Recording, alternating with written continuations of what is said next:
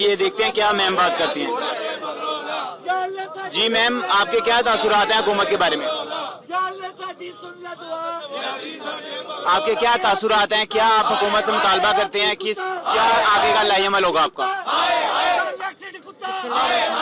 अभी तो हम सिर्फ मियां मोहम्मद नवाज शरीफ साहब की सेहत और पाकिस्तान की कौम का शुक्रिया अदा करते हैं और कहते हैं कि दुआ जारी रखें और ये जो हुक्मरान है ये मियां नवाज शरीफ की सेहत को इस नहज तक पहुँचाने के जिम्मेदार हैं और इमरान साहब जो ट्वीट के जरिए अपनी खिफत मिटाने की कोशिश कर रहे हैं और मगरमच्छ के आंसू बहा रहे हैं, उनको नवाज शरीफ का AC उतारने, TV उतारने और सियासी मुखालिफिन को सजाए मौत की चक्की में रखने के ट्वीट जेब देते हैं। जी बहुत शुक्रिया।